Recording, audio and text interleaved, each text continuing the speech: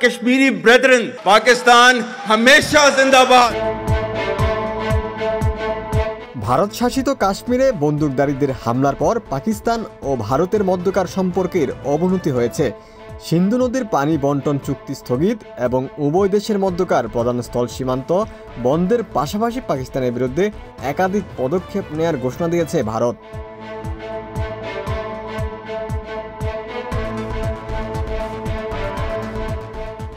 তবে ভারতের এসব ঘোষণাকে শিশুসুলভ বলে আখ্যায়িত করেছে পাকিস্তান। এদিকে ভারতের কূটনৈতিক প্রতিক্রিয়ার জবাব দিতে জাতীয় নিরাপত্তা কমিটির জরুরি বৈঠক ডেকেছে পাকিস্তান। পাকিস্তানের উপপ্রধানমন্ত্রী ও পররাষ্ট্রমন্ত্রী ইসাক দার বলেছেন, আমরা বৈঠকে ভারতকে যোগ্য জবাব দেব, এই জবাব কম হবে না।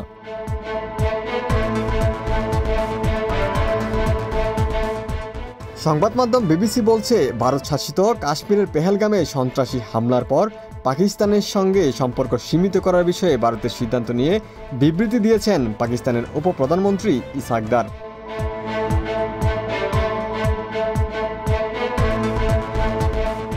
পাকিস্তানের একটি বেসরকারি চ্যানেলে তিনি বলেছেন, ভারতের ঘোষণাগুলো শিশুসুলভ এবং এতে গুরুত্বের অভাব রয়েছে। তিনি আরও বলেছেন, ভারত প্রতিটি ঘটনার জন্য পাকিস্তানকে দায়ী করে এবং অতীতের মতো এবারও পাকিস্তানকে দোষারোপ করার চেষ্টা করা হয়েছে।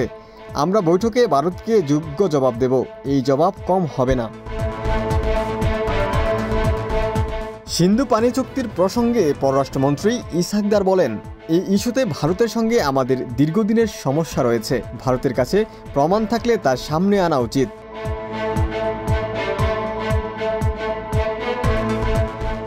পাকিস্তানের উপপ্রধানমন্ত্রী ও পররাষ্ট্রমন্ত্রী ইসাক দার আরও জানান, এই বৈঠকে সামরিক ও বেসামরিক শীর্ষ কর্মকর্তারা উপস্থিত থাকবেন এবং সাধারণত কেবলমাত্র বড় ধরনের সন্ত্রাসী হামলা বা বহিরাগত হুমকির সময় এই ধরনের বৈঠক ডাকা হয়। বৈঠকটি আজ বৃহস্পতিবার অনুষ্ঠিত হবে।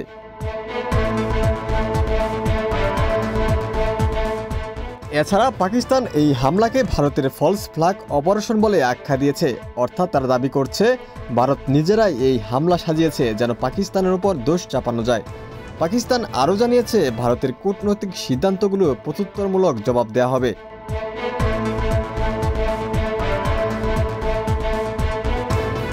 এদিকে ভারতের অংশে থাকা কাশ্মীরও পাকিস্তানের অংশ হবে বলে মন্তব্য করেছেন পাকিস্তানের সেনাপ্রধান জেনারেল ওসিম মুনির। তিনি বলেন, ভারতের জম্মু কাশ্মীরের মানুষ পাকিস্তানে যোগ দিতে যে লড়াই করছে সেটিতে তারা সবসময় সমর্থন দিয়ে যাবেন এবং একদিন অবশ্যই পুরো কাশ্মীর পাকিস্তানের অংশ হবে। এদিকে দেশভাগের পর থেকেই কাশ্মীর নিয়ে ভারত ও পাকিস্তানের মধ্যে দ্বন্দ্ব লেগে আছে। ভারতের অংশে থাকা জম্মু কাশ্মীরের বেশিরভাগ মানুষ পাকিস্তানের সঙ্গে যুক্ত হতে চায়। এই কারণে দেশভাগের 7 দশক পরেও এখনও সেখানে সশস্ত্র আন্দোলন পরিচালিত হয়ে আসছে।